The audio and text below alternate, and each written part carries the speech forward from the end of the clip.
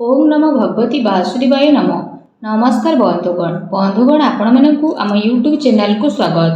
बंधुगण आज भिडियो रे आमे आपण मानकु कहिबाकु जाउछु आपणक पई आज आसंता कालीर दिनटी किपरि साब्यस्त हेबो, ए दुई दिन आपणकु किपरि कटेइबे, केउ सबु जिनिस रे आपणकु फायदा मिलिबो आउ केउ सबु जिनिस रे आपणकु सावधानता अवलंबन करबा पई पड़िबो, आपणकर लव लाइफ किपरि रहिबो, कैरियर किपरि रहिबो, बिजनेस आउ व्यापार किपरि रहिबो, ता सहित स्वास्थ्यर महत्वपूर्ण इनफॉरमेशन मध्ये आमे आपण मानकु देबु।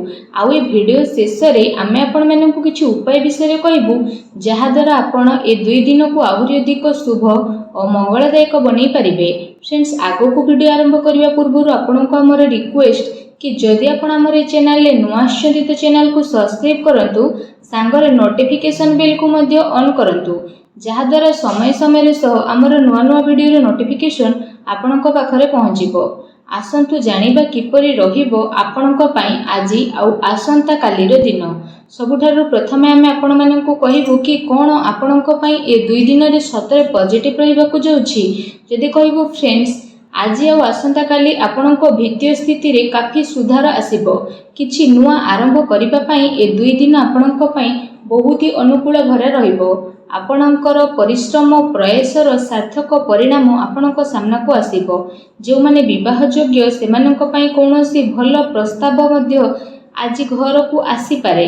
यह सहित जदि आमे कहिबा फ्रेंड्स, समाज एवं संपर्कियों भितर आपणकर प्रभावशाली व्यक्तित्व आउ सरल स्वभाव कारणरू मान प्रतिष्ठा आपणकर बनी रहिबो। समय किछि मिलाजुला प्रभाव मध्य आपणक पई नै करी आसीबो, किंतु ताहा द्वारा बहुत भल फल आपणक पई बनिबाकु जाउछि। किछि टाइम रे अति संपर्कियों भितर जहा भी क्लेश चलीथिला तो से सबु दूर विशेष भाव में आपणकर हेबो। ता सहित संपर्क रे पुणी थरे मधुरता देखा देबो। प्रतिष्ठित लोकंक सह संपर्क बढ़िबो आउ जहा भविष्यत पई बहुत ही लाभदायक सिद्ध हेबो। धार्मिक स्थल को जीवार प्रोग्राम मध्ये आपणकर बनिबो, जहा द्वारा बहुत अधिक शांति एवं हल्कापन आपण विशेष भाव में अनुभव करिवे। घरे सुख सुविधा संबंधित वस्तुर किणा किणी मध्ये करिवे। कोनोसी दामी उपहार मध्ये आपनको मिली पारे। विद्यार्थी मानक विषय जदि कहिबा, विद्यार्थी माने तांको चाकरी संबंधित कोनोसी क्षेत्र रे इंटरव्यू रो जोग मध्ये बनुछि। सेथि पई पूरा परिश्रमर सहित निजर कार्य रे प्रयास करंतु। निजर सिद्धांत रे कोनोसी भी प्रकार समझौता आज आपण आदु करंतु नाही। प्रभावशाली एवं प्रतिभावान लोकों सह अधिक टाइम आपण स्पेंड करिवे। एहा द्वारा आपणकर आत्मबल एवं आत्मविश्वास रे वृद्धि हेबो तथा नकारात्मक विचार मध्ये आपणकर दूर हेबो। भाग्य ठारू अधिक आपण आपणक कर्म उपरे विश्वास रखंतु। दिन आपणक पई आज बहुत ही भल रहिबो। आसंतु जानिबा आपणक पई कोन नेगेटिव रहिबो। जदि कहबा कोनोसी पारिवारिक कथावार्ता को नै भाई भौणी भितर लड़ाई झगड़ा होई पारे।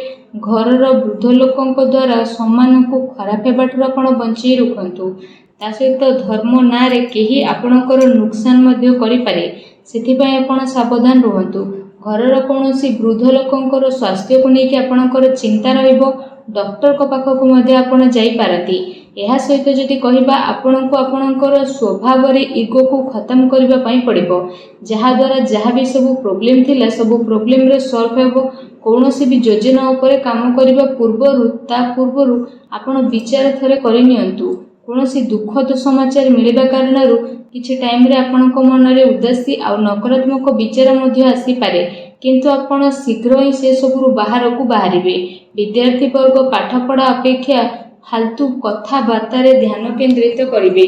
निजर महत्वपूर्ण कागज पत्र को बहुत ही अधिक संभाली के रखंतु, काहेकि ना जदि हजि जीवो तो मिलिबा बहुत ही कष्ट साध्य हेबो। घरे छोट कथा रे अकारण रे चिंता उत्पन्न हेबो, सेथि पई अधिक क्रोध करिबा ठारू दूरी रुहंतु। सामाजिक गतिविधि रो अधिक ध्यान न देई कि किछि अति संपर्कीय लोक आपणक उपरे नाराज होई पारंती, किंतु एक कथा उपरे ध्यान न देई आपण आपणकर कर्म उपरे लागि रखंतु। घरर वरिष्ठ लोकंकर मान सम्मान अवश्य बनिकी रखंतु। आसंतु जानिबा आपणकर लव लाइफ किपरि रहिबो। तो जीवन साथींकर भावनार आपण सम्मान करंतु। एहा द्वारा संबंध आहुरी अधिक मजबूत हेबो। ପ୍ରେମ ସମ୍ବନ୍ଧ ଆପଣଙ୍କର ମର୍ଯ୍ୟାଦାପୂର୍ଣ୍ଣ ରହିବ। କୌଣସି ବିପରୀତପୂର୍ଣ୍ଣ ଲିଙ୍ଗୀ ଅଚାନକ ମିଳିବା କାରଣରୁ ଆପଣଙ୍କୁ ଆଶ୍ଚର୍ଯ୍ୟଜନକ ପ୍ରସନ୍ନତା ମଧ୍ୟ ଅନୁଭବ ହେବ। ଘର ପରିବାରର ବାତାବରଣ ବହୁତ ହି ସୁଖଦପୂର୍ଣ୍ଣ ରହିବ। ପତି ପତ୍ନୀଙ୍କ ଆପୋଷିକ ସହଯୋଗ ଆପଣଙ୍କ ଘରେ ସୁଖ ଶାନ୍ତି ବନେଇକି ରଖିବ। ପ୍ରେମ ସମ୍ବନ୍ଧରେ ଆଗକୁ ଆସୁଥିବା ଟାଇମରେ ବିବାହରେ ପରିଣତ ହେବାର ପୂର୍ଣ୍ଣ ରୂପରେ ଯୋଗ ବନୁଛି। ଜୀବନ ସାଥୀଙ୍କର ଆପଣଙ୍କୁ ଏବଂ ଆପଣଙ୍କ କାର୍ଯ୍ୟରେ ପୂର୍ଣ୍ଣ ରୂପରେ ସହଯୋଗ ମଧ୍ୟ ମିଳିବ ତଥା ଘରେ ମଧ୍ୟ ଆପଣଙ୍କର ସକାରାତ୍ମକ ବାତାବରଣ ବନି ରହିବ। ଏହା ସହିତ ଫ୍ରେଣ୍ଡସ୍, ନିଜର ବ୍ୟସ୍ତତାରୁ ଆପଣ କିଛି ଟାଇମ ବାହାର କରିବେ ଆଉ ଯାହାଦ୍ୱାରା ଆପଣ ଆଗକୁ ମଧ୍ୟ ବଢ଼ିବେ। ପରିବାରରେ ପିଲାଙ୍କ ପାଇଁ ଆପଣଙ୍କ ସମୟ ମଧ୍ୟ ଦେବେ, ଯାହାଦ୍ୱାରା ପରିବାରରେ ଆପଣଙ୍କର ରେସ୍ପେକ୍ଟ ଆହୁରି ଅଧିକ ବଢ଼ି ମଧ୍ୟ ଯିବ। ଆସନ୍ତୁ ଜାଣିବା 2 ଦିନରେ ଆପଣଙ୍କର ବ୍ୟବସାୟ କିପରି ରହିବ। ଯଦି କହିବା ବ୍ୟବସାୟରେ ଏବେ ବର୍ତ୍ତମାନ ପରିସ୍ଥିତିର ପ୍ରଭାବ ବନୁଅଛି। ଧନ ସମ୍ବନ୍ଧିତ ଲେଣ ଦେଣରେ ବହୁତ ଅଧିକ ଆପଣ ସାବଧାନ ହୋଇକି ରୁହନ୍ତୁ, କାରଣ ଧୋକା ହେବାର ସମ୍ଭାବନା ମଧ୍ୟ ବନୁଛି। ଚାକିରି ପେଶା ବ୍ୟକ୍ତିଙ୍କର ଅଫିସର ମାହୋଲ ବହୁତ ହିଁ ଶାନ୍ତିପୂର୍ଣ୍ଣ ବନିକି ରହିବ। କାର୍ଯ୍ୟକ୍ଷେତ୍ରରେ ଯଦି କୌଣସି ପ୍ରକାରର ନିବେଶ କରିବା ପାଇଁ ଚାହୁଁଛନ୍ତି ତ ବିଶେଷ ଭାବରେ ସେସବୁ କାର୍ଯ୍ୟକୁ ବହୁତ ଗମ୍ଭୀରତାର ସହ ଆପଣ କରିବେ।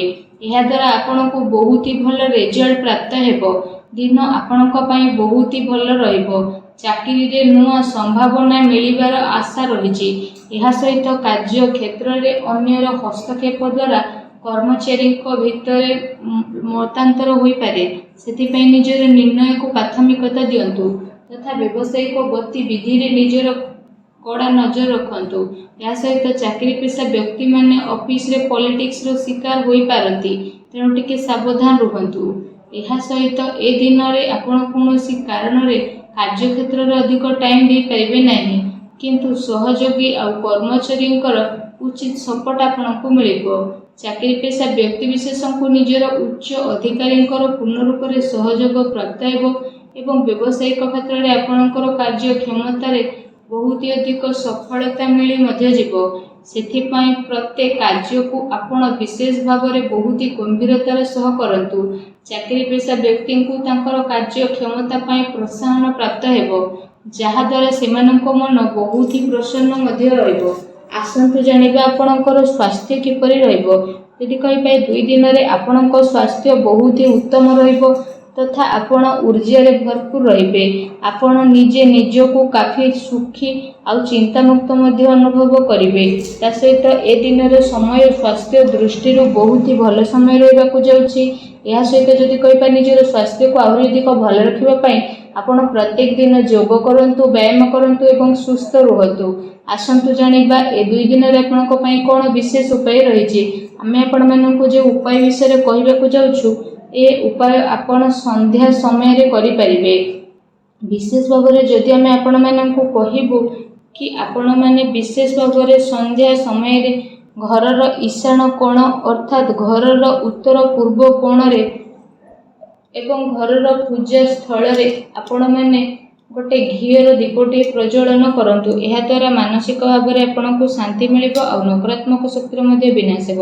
ଭିଡ଼ିଓ କେମିତି ଲାଗିଲା କମେଣ୍ଟ କରିକି ଜଣାନ୍ତୁ। ଚ୍ୟାନେଲରେ ନୂଆ ଆସିଥିଲେ ଚ୍ୟାନେଲକୁ ସବସ୍କ୍ରାଇବ୍ କରନ୍ତୁ। ଧନ୍ୟବାଦ।